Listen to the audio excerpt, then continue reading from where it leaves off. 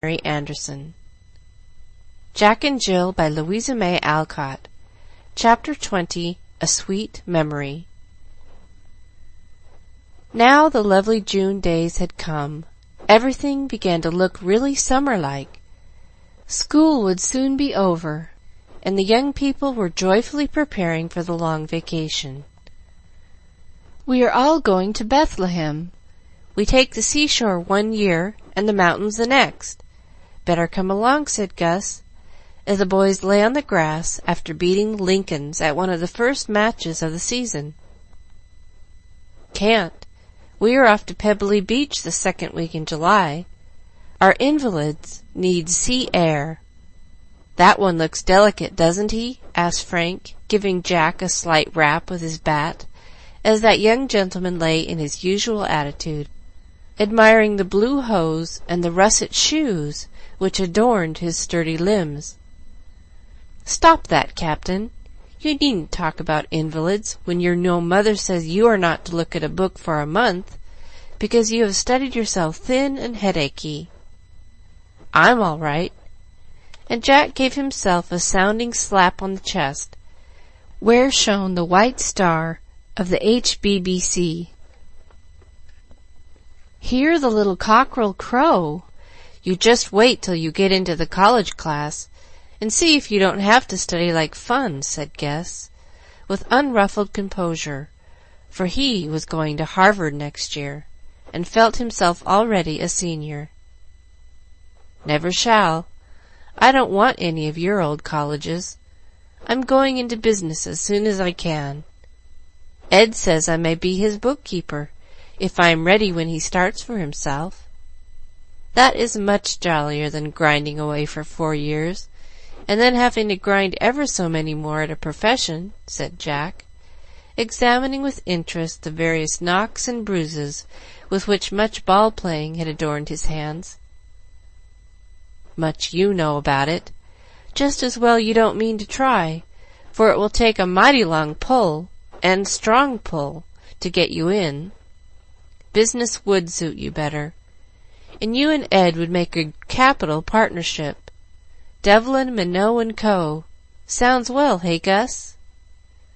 "Very, but they are such good-natured chaps they'd never get rich. By the way, Ed came home at noon today sick." "I met him, and he looked regularly knocked up," answered Gus, in a sober tone. "I told him he'd better not go down Monday, for he wasn't well Saturday, and couldn't come to sing Sunday evening, you remember. I must go right round and see what the matter is." And Jack jumped up with an anxious face. "Let him alone till tomorrow. He won't want anyone fussing over him now. We are going for a pull. Come along and steer," said Frank, for the sunset promised to be fine, and the boys liked a brisk row in their newly painted boat, the Rhodora. "Go ahead and get ready. I'll just cut round and ask at the door. It will seem kind, and I must know how Ed is. Won't be long." And Jack was off at his best pace. The others were waiting impatiently when he came back with slower steps and a more anxious face. "How is the old fellow?" called Frank from the boat, while Gus stood leaning on an oar in a nautical attitude. "Pretty sick. Had the doctor. May have a fever. I didn't go in, but Ed sent his love and wanted to know who beat," answered Jack, stepping to his place, glad to rest and cool himself. "Guess he'll be all right in a day or two," and Gus pushed off, leaving all care behind. "Hope he won't have typhoid. That's no joke, I tell you," said Frank, who knew all about it, and did not care to repeat the experience. "He's worked too hard, and he's so faithful he does more than his share and gets tired out. Mother asked him to come down and see us when he has his vacation. We are going to have high old times fishing and boating." "Up or down?" asked Jack, as they glided out into the river. Gus looked both ways, and seeing another boat with a glimpse of red in it just going round the bend, answered with decision, "Up, of course. Don't we always pull to the bridge?" "Not when the girls are going down," laughed Jack, who had recognized Juliet's scarlet boating suit as he glanced over his shoulder. "Mind what you are about, and don't gabble," commanded Captain Frank, as the crew bent to their oars, and the slender boat cut through the water, leaving a long furrow trembling behind. "Oh, I see. There is a blue jacket as well as a red one, so it's all right." Lady Queen Anne, she sits in the sun, as white as a lily, as brown as a bun, sung Jack, recovering his spirits and wishing Jill was there too. "Do you want a ducking?" sternly demanded Gus, anxious to preserve discipline. "Shouldn't mind, it's so warm." But Jack said no more, and soon the Rhodora was alongside the Water Witch, exchanging greetings in the most amiable manner. "Pity this boat won't hold four. We'd put Jack in yours, and take you girls a nice spin up to the Hemlock," said Frank, whose idea of bliss was floating down the river with Annette as coxswain. "You'd better come in here. This will hold four, and we are tired of rowing," returned the Water Witch, so invitingly that Gus could not resist. "I don't think it is safe to put four in there. You'd better change places with Annette, Gus, and then we shall be ship-shape," said Frank, answering a telegram from the eyes that matched the blue jacket. "Wouldn't it be more ship-shape still if you put me ashore at Griff's Landing? I can take his boat, or wait till you come back. Don't care what I do," said Jack, feeling himself sadly in the way. The good-natured offer being accepted with thanks, the changes were made, and leaving him behind, the two boats went gaily up the river. He really did not care what he did, so sat in Griff's boat a while watching the red sky, the shining stream, and the low green meadows, where the blackbirds were singing as if they too had met their little sweethearts and were happy. Jack remembered that quiet half-hour long afterward, because what followed seemed to impress it on his memory. As he sat enjoying the scene, he very naturally thought about Ed, for the face of the sister whom he saw was very anxious, and the word fever recalled the hard times when Frank was ill, particularly the night it was thought the boy would not live till dawn, and Jack cried himself to sleep, wondering how he ever could get on without his brother. Ed was almost as dear to him, and the thought that he was suffering destroyed Jack's pleasure for a little while. But fortunately, young people do not know how to be anxious very long, so our boy soon cheered up, thinking about the late match between the Stars and the Lincolns, and after a good rest went whistling home, with a handful of mint for Mrs. Peck, and played games with Jill as merrily as if there was no such thing as care in the world. Next day Ed was worse, and for a week the answer was the same, when Jack crept to the back door with his eager question. Others came also, for the dear boy lying upstairs had friends everywhere, and older neighbors thought of him even more anxiously and tenderly than his mates. It was not fever, but some swifter trouble, for when Saturday night came, Ed had gone home to a longer and more peaceful Sabbath than any he had ever known in this world. Jack had been there in the afternoon, and a kind message had come down to him that his friend was not suffering so much, and he had gone away, hoping, in his boyish ignorance, that all danger was over. An hour later he was reading in the parlor, having no heart for play, when Frank came in with a look upon his face which would have prepared Jack for the news if he had seen it. But he did not look up, and Frank found it so hard to speak that he lingered a moment at the piano, as he often did when he came home. It stood open, and on the rack was the Jolly Brothers Galop, which he had been learning to play with Ed. Big boy as he was, the sudden thought that never again would they sit shoulder to shoulder, thundering the marches or singing the songs both liked so well, made his eyes fill as he laid away the music and shut the instrument, feeling as if he never wanted to touch it again. Then he went and sat down beside Jack, with an arm round his neck, trying to steady his voice by a natural question before he told the heavy news. "What are you reading, Jackie?" The unusual caress, the very gentle tone, made Jack look up, and the minute he saw Frank's face he knew the truth. "Is Ed—" He could not say the hard word, and Frank could only answer by a nod as he winked fast, for the tears would come. Jack said no more, but as the book dropped from his knee he hid his face in the sofa pillow and lay quite still, not crying, but trying to make it seem true that his dear Ed had gone away forever. He could not do it, and presently turned his head a little to say in a despairing tone, "I don't see what I shall do without him. I know it's hard for you. It is for all of us. You've got Gus, but now I haven't anybody.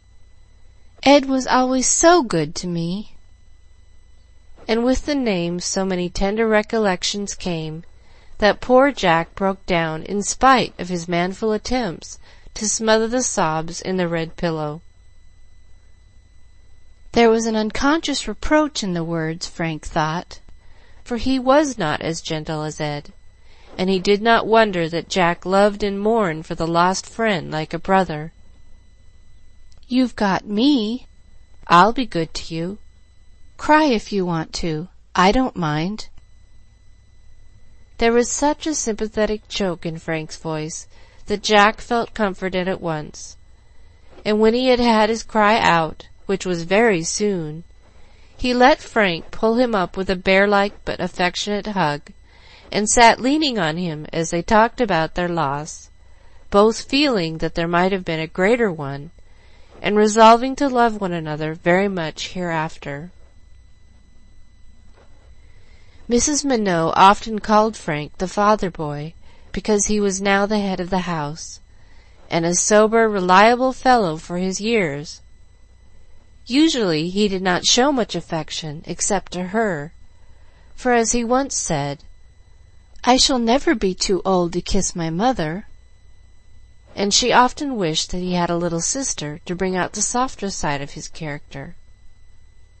He domineered over Jack, and laughed at his affectionate little ways, but now, when trouble came, he was as kind and patient as a girl, and when Mamma came in, having heard the news, she found her father-boy comforting his brother so well that she slipped away without a word, leaving them to learn one of the sweet lessons sorrow teaches, to lean on one another and let each trial bring them closer together. It is often said that there should be no death or grief in children's stories. It is not wise to dwell on the dark and sad side of these things, but they have also a bright and lovely side, and since even the youngest, dearest, and most guarded child cannot escape some knowledge of the great mystery, is it not well to teach them in simple, cheerful ways that affection sweetens sorrow, and a lovely life can make death beautiful? I think so. Therefore try to tell the last scene in the history of a boy who really lived, and really left behind him a memory so precious that it will not be soon forgotten by those who knew and loved him.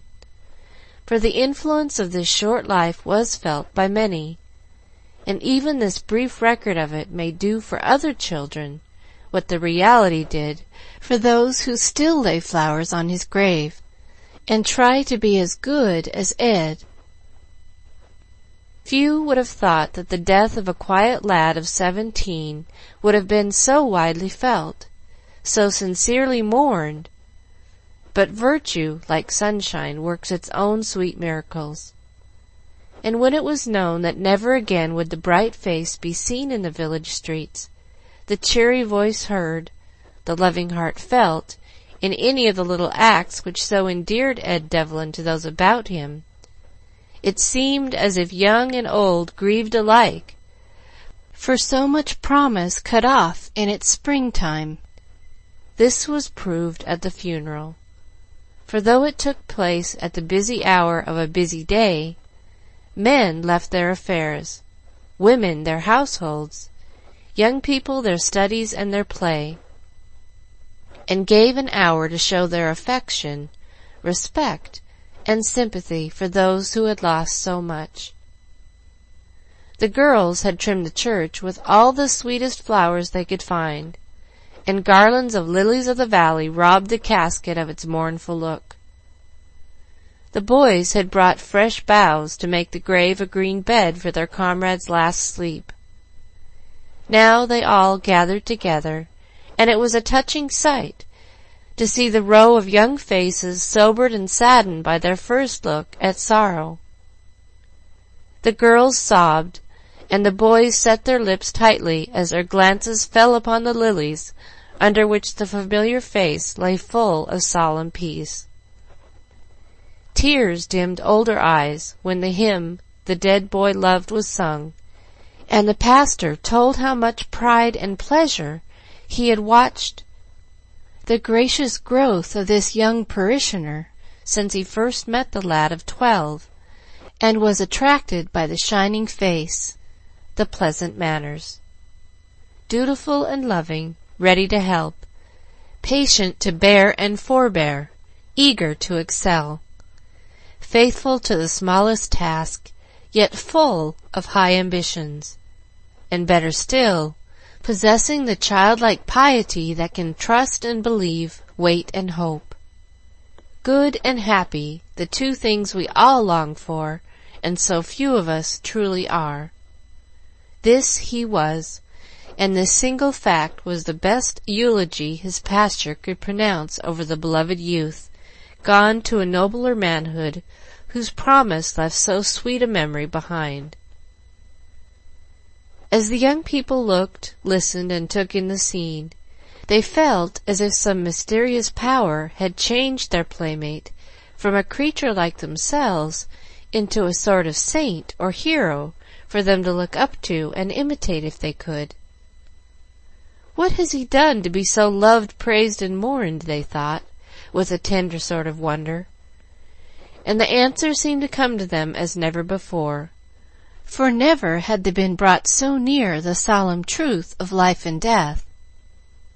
It was not what he did, but what he was that made him so beloved.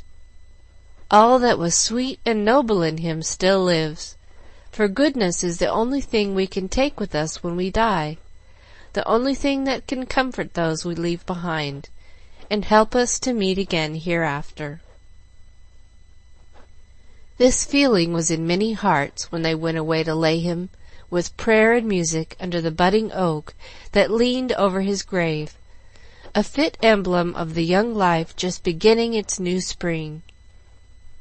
As the children did their part, the beauty of the summer day soothed their sorrow, and something of the soft brightness of the June sunshine seemed to gild their thoughts, as it gilded the flower-strewn mound they left behind. The true and touching words spoken cheered as well as impressed them, and made them feel that their friend was not lost, but gone on into a higher class of the great school whose master is eternal love and wisdom. So the tears soon dried, and the young faces looked up like flowers after rain. But the heaven-sent shower sank into the earth, and they were the stronger, sweeter for it, more eager to make life brave and beautiful because death had gently shown them what it should be. When the boys came home, they found their mother already returned, and Jill upon the parlor sofa, listening to her account of the funeral, with the same quiet, hopeful look which their own faces wore, for somehow the sadness seemed to have gone, and a sort of Sunday peace remained. "I'm glad it was all so sweet and pleasant. Come and rest. You look so tired." And Jill held out her hands to greet them, a crumpled handkerchief in one and a little bunch of fading lilies in the other. Jack sat down in the low chair beside her and leaned his head against the arm of the sofa, for he was tired. But Frank walked slowly up and down the long rooms with a serious yet serene look on his face, for he felt as if he had learned something that day, and would always be the better for it. Presently he said, stopping before his mother, who leaned in the easy chair looking up at the picture of her boy's father, "I should like to have just such things said about me when I die." "So should I, if I deserved them as Ed did," cried Jack earnestly. "You may if you try. I should be proud to hear them, and if they were true, they would comfort me more than anything else. I am glad you see the lovely side of sorrow, and are learning the lessons such losses teach us," answered their mother, who believed in teaching young people to face trouble bravely and find the silver lining in the clouds that come to all of us. "I never thought much about it before, but now dying doesn't seem dreadful at all, only solemn and beautiful. Somehow everybody seems to love everybody else more for it, and try to be kind and good and pious. I can't say what I mean, but you know, Mother."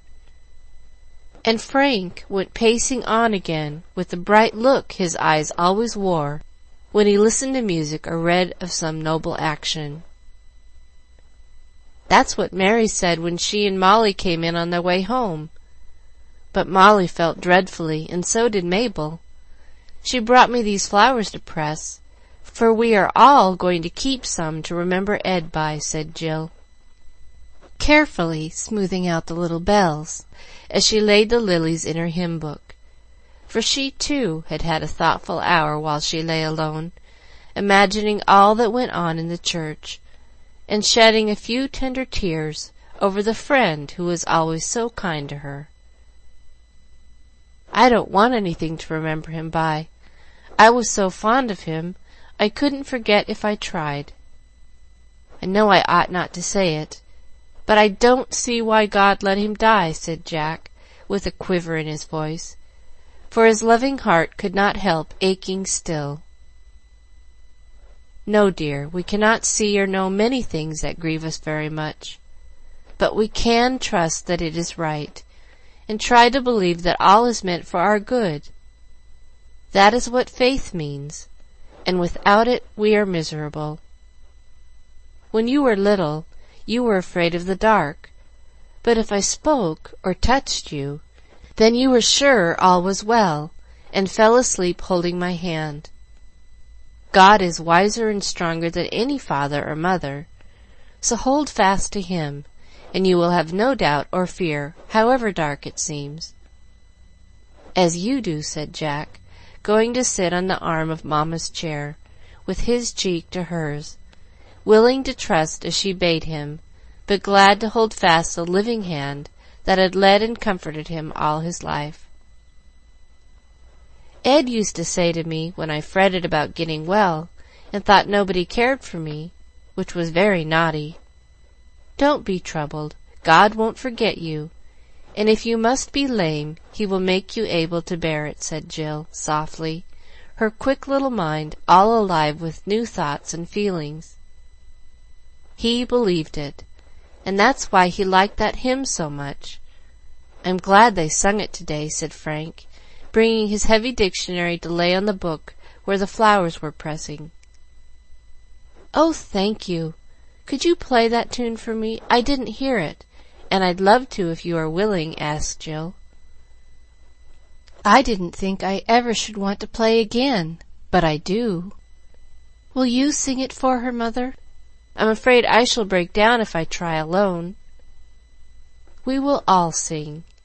Music is good for us now, said Mamma, and in rather broken voices they did sing Ed's favorite words. Not a sparrow falleth, but its God doth know, just as when his mandate lays a monarch low. Not a leaflet moveth, but its God doth see. Think not then, O mortal, God forgetteth thee. Far more precious surely than the birds that fly is a father's image to a father's eye. E'en thine hairs are numbered, trust him full and free. Cast thy cares before him, he will comfort thee. For the God that planted in thy breast a soul, on his sacred tables doth thy name enroll. Cheer thine heart then, mortal, never faithless be. He that marks the sparrows will remember thee. End of chapter 20.